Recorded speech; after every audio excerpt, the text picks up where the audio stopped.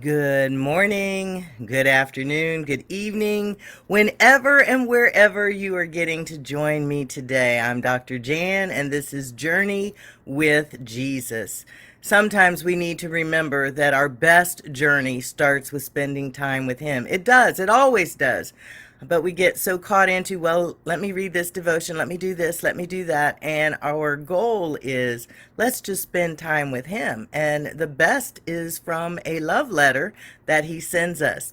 I'm going to read today from the New International Version, and our topic today is faith, hope, and love, and the greatest of these is love. And we hear this chapter, 1 Corinthians chapter 13, often at a wedding. However, remember, we're the bride of Christ. So let's remember this is for us. And I want to tell you the tip at the top and the tip at the bottom.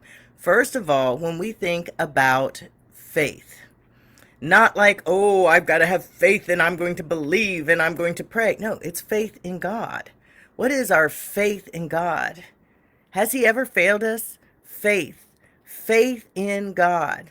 And hope is not like, well, I wish I would get this. I hope I'm going to get this. No, it's a hope that He has never failed us, hope in His power, and the love is knowing that everything that has occurred in our life, whether we think it's good or bad, has been a loving, nurturing God drawing us to Him. And that's a whole nother topic about love, tough love, but tough love, if it can be given and administered in nurturing, we then develop a much better relationship versus a harsh beat you over the head. So we'll save that for another day. 1 Corinthians chapter 13. If I speak in the tongues of men or of angels, but do not have love, I am only a resounding gong or a clanging cymbal. If I have the gift of prophecy and can fathom all mysteries and all knowledge, and if I have faith that can move mountains, but do not have love, I am nothing.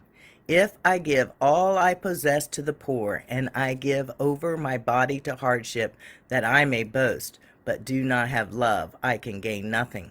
So one of the things I always want to remind you, me, all of us, is that we can be doing the right thing, but what is in our heart? Are we doing it out of love? Are we doing it out of, I don't know, bitterness, mandate that we have to do something? If it's not out of love, it winds up not being worth anything. Love is patient. Love is kind. It does not envy. It does not boast. It is not proud. It does not dishonor others. It is not self-seeking. It is not easily angered.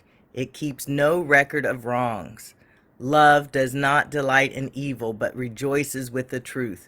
It always protects, always trusts, always hopes, always perseveres. So we need to take into account, what does true love do? And love covers a multitude of sins, so that we're not wanting to uncover those we love by just tattling on them, unless it is for a reason and only with those who it's impertinent to.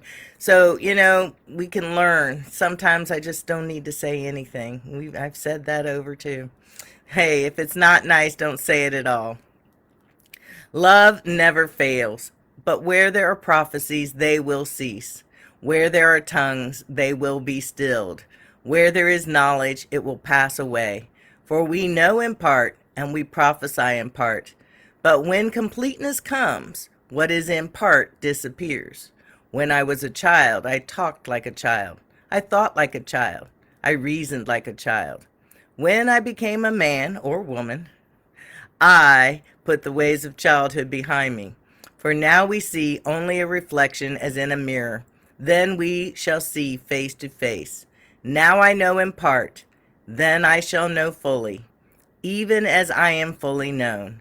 And now these three remain: faith, hope, and love. But the greatest of these is love. Remember that faith is in God. Faith that He has never failed us, that He is faithful and just. He is faithful. And the hope is in His deliverance. Hope is waiting, anticipating to see what's he going to do today. Expect a miracle every day. That hope is with expectation and love, and know that whatever comes our way has had to pass through the hand and through the permission of a loving God who would do no harm to us and only wants to use whatever Satan might have thought was evil to bring us to a loving, nurturing relationship with him, that he is our Papa, Daddy God, and that he loves us, created us for a purpose, and we need every day to be working toward, what is my purpose, God? What did you deliver into me that I'm supposed to then pour out on this earth of love? How do I help others increase their faith? And how do I administer and show them there is hope in the Lord? Have a great day. I look forward to seeing you again. Make sure you subscribe, you follow, you share, and you comment. I am looking forward to growing every day through this journey with Jesus. Love you. See you later. Bye.